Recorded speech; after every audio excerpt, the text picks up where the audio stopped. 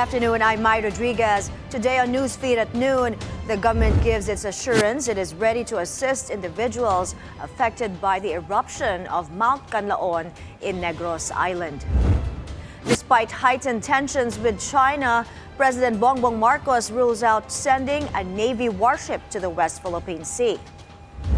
Taylor Swift's The Eras Tour making history with more than $2 billion in ticket sales. And get to know the nominees for the 2025 Golden Globe Awards.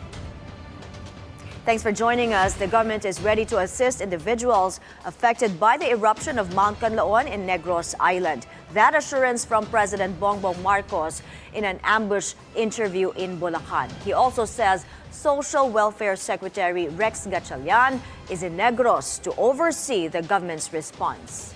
We are ready to support the families who have been evacuated outside the 6-kilometer danger zone. DNR, DOST are continuing to monitor air quality to see if we need to do more in terms of evacuating kung maging dangerous ng levels ng toxic gases na lumalabas dun sa bulkan.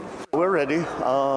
We know what to do, and we have already started to send food packs, and we already started to send all of the things that we bring to those who are in evacuation centers. PHIVOLCS on Monday raised Kanlaon to Alert Level 3 following increased activity. Over the past 24 hours, the agency recorded 20 volcanic earthquakes and 1 eruption that lasted for nearly 4 minutes. The Office of Civil Defense has created a task force to lead efforts to secure the public after Kanlaon's eruption. For details, Francis Falve now joins us on the line from the agency's office in Camp Aguinaldo. Francis, go ahead. Yes, my Defense Secretary Gilberto Chodoro talked to the media to give an update on Mount Kanlaon after a closed-door meeting here at the OCD this morning. According to Chodoro, they are now enforcing a 6-kilometer danger zone around the base of the volcano after PHIVOLCS raised Alert Level 3 yesterday. The most affected towns are La Castellana in Negros Occidental and Kanlaon City in Negros Oriental. The OCD's hands are full in addressing the needs of affected residents, with the agency expecting some 54,000 people to be displaced after the eruption. As for PHIVOLCS recommendation, the status will remain for a minimum of 2 weeks, depending on the volcano's activity. If the situation worsens, the danger zone radius will be increased to 10 kilometers. Authorities, however, are facing difficulty convincing people to evacuate. Because of this, they have created Task Force Kanlaon to oversee response efforts in the whole region. They are now also enforcing a forced evacuation within the 6-kilometer danger zone. Mai? Thanks for keeping us posted, Francis Falve. In other news, the Philippines will not send a warship to the West Philippine Sea. President Bongbong Marcos made that clear, saying the country will never be part of any escalation in the disputed waters. We are not at war. We don't need Navy warships. All we are doing is resupplying our fishermen, protecting our territorial rights. Again, it will be provocative and will be seen as an escalation. We don't do that. The Philippines does not escalate tensions. Quite the opposite. The Philippines always tries to bring down the level of tension. The president's statement comes days after a Chinese Coast Guard ship used water cannons on a Philippine civilian ship near Bajo de Masinloc. And for the first time, China's Navy got involved in the fray when it shadowed Philippine Coast Guard vessels in the area. Chinese Coast Guard and maritime militia boats also harassed fishermen in Escoda Shoal last week.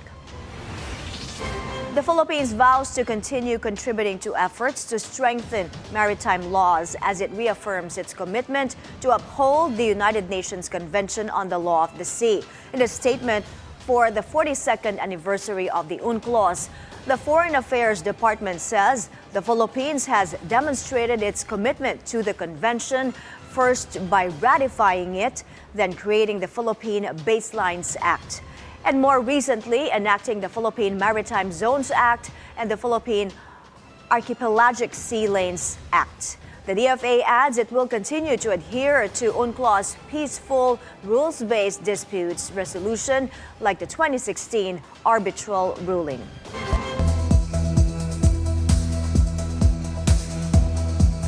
Rebel forces in Syria quickly moving towards forming a new government after overthrowing the regime of President Bashar al-Assad.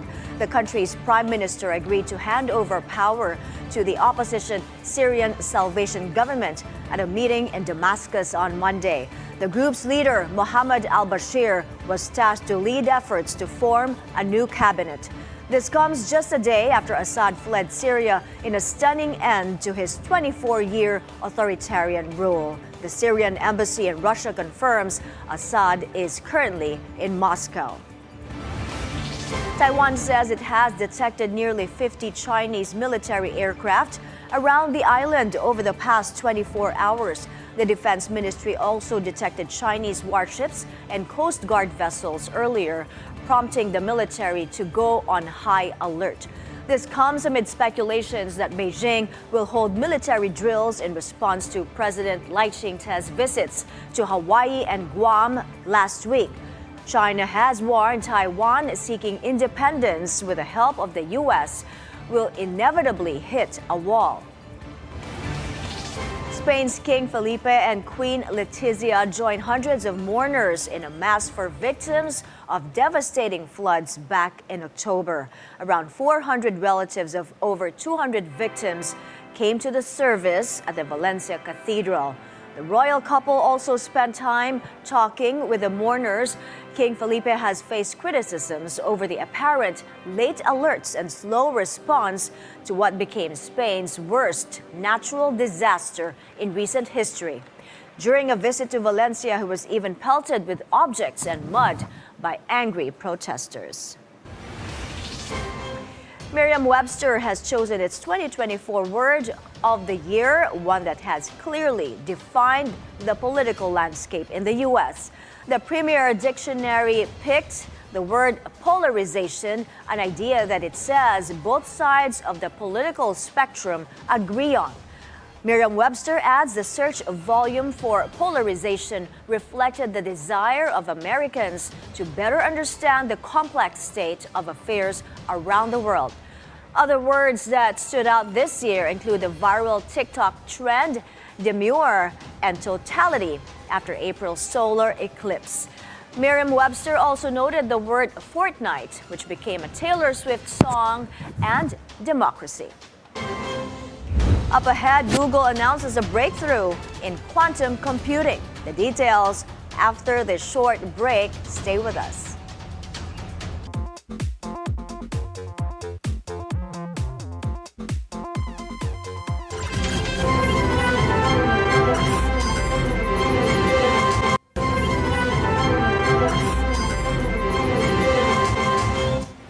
Welcome back to Newsfeed at Noon. Local officials in Negros Oriental calls on residents to wear face masks and other protective gear amid the eruption of Mount Kanlaon.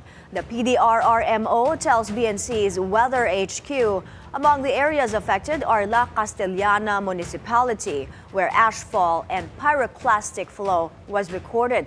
La Carlota, Valladolid, and Bago City also experienced ashfall. Food and non-food relief supplies are now being distributed to residents. Mandate po ng evacuation yung ating mga local authorities, sundin po natin at wag pong kalimutan na magsuot ng face masks at iba pang personal protective equipment para sa ating kaligtasan po.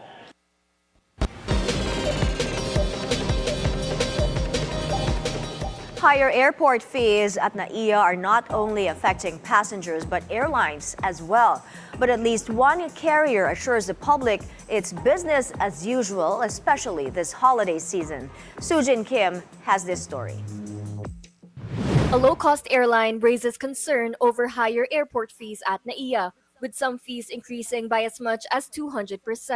This comes in the wake of NAIA's privatization under San Miguel Corporation. I know that there has been significant increases with regards to airport fees, and we are still in talks with them because otherwise it's going to be also difficult for AirAsia, not only us, but also Cebu Pacific, because we are low-cost carrier company, right? And when you are a low-cost carrier company, cost is very important to us. Matagal-tagal na rin, di ba, na nangangailangan talaga ng significant improvement sa main gateway. But on the business side, syempre, we're also looking at our business model. Kami po ay low-cost carrier. We offer piso sale.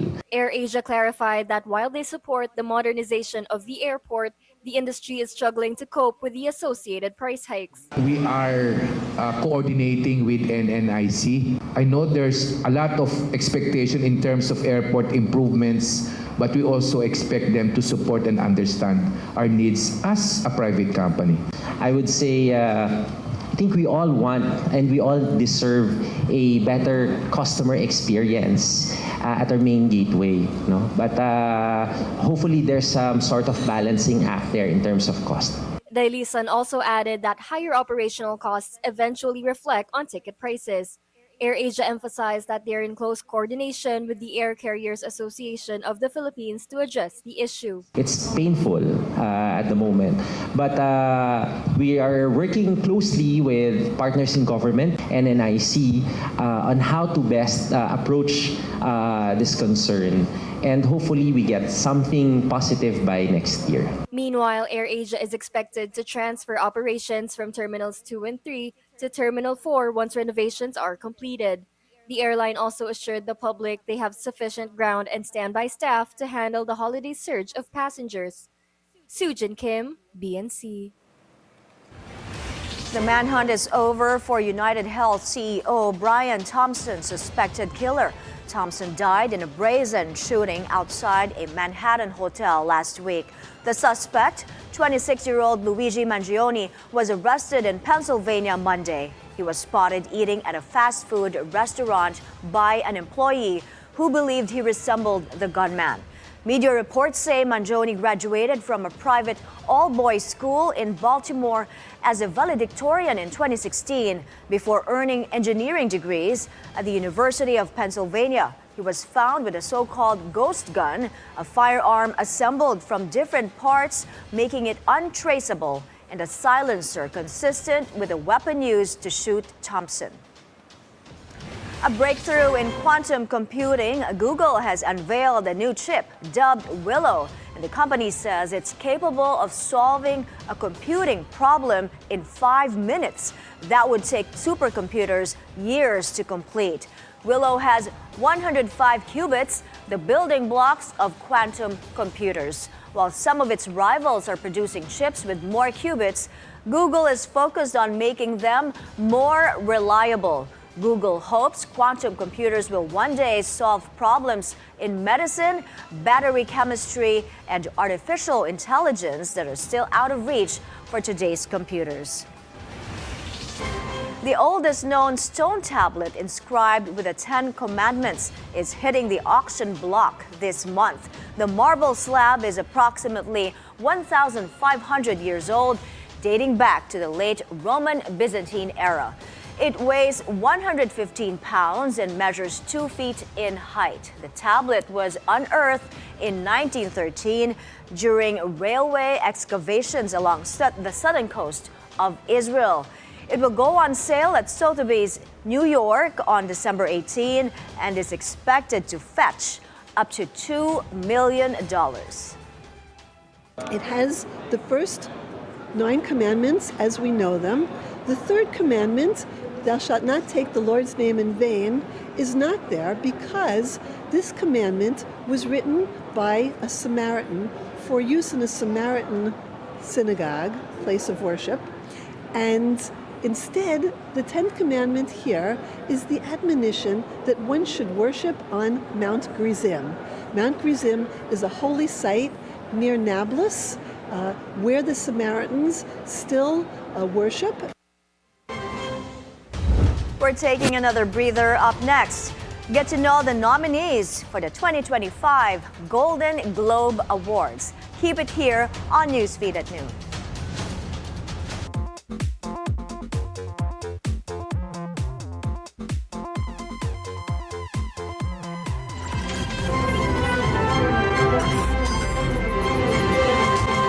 Ito po si Father Nono. Ako po si Father Fiel Pareha. Ako si Risa Singson Kaupeng.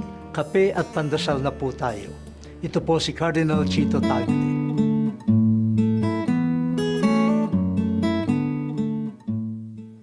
Ganda. Bilyonaryo. Exactly. You look like a billionaire tonight. The bigger the hair, the closer to God. Bilyonaryo. Super B. Yes. Super big. This is Casa Prieto and this is Bilyonaryo Channel. Hi, this is Sam Pinto. And Anthony Semrad. Hi, this is Donnie. This is Belle. And you are watching Bilyonaryo News Channel.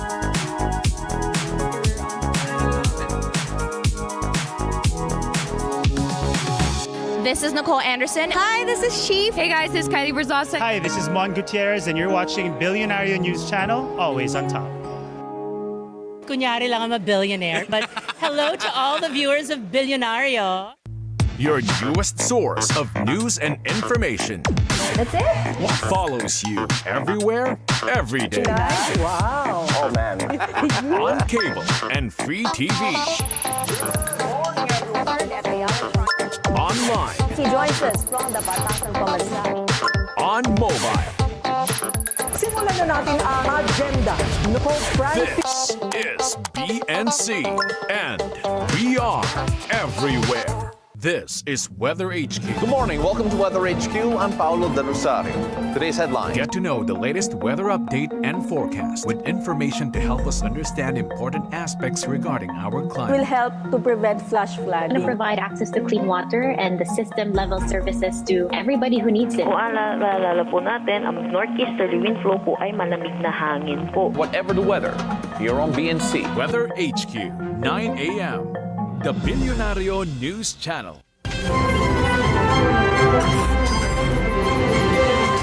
We're back. You're still watching Newsfeed at noon. The nominations for the 2025 Golden Globes are in. Leading the pack, Netflix's gender-bending French crime comedy, Emilia Perez. It got 10 nominations, including Best Picture, Musical, or Comedy, and acting nods for Selena Gomez, Carla Sofia Gascon, and Zoe Saldana.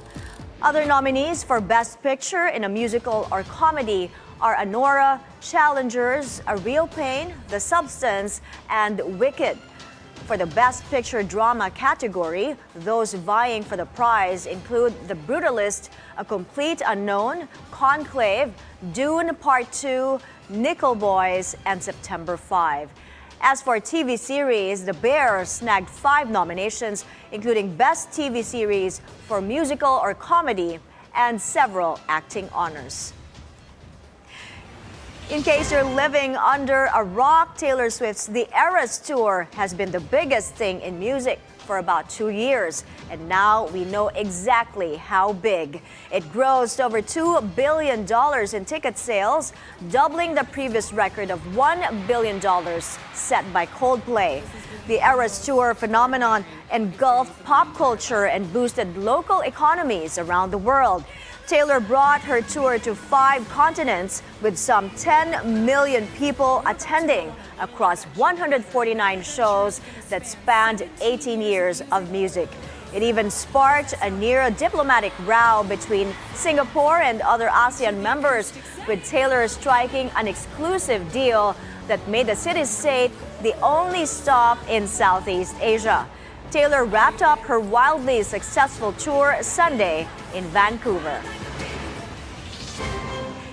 And before we go, a look at the Charles Dickens Museum in London. Authentic Victorian-style decorations are up in the house where the famous author once lived.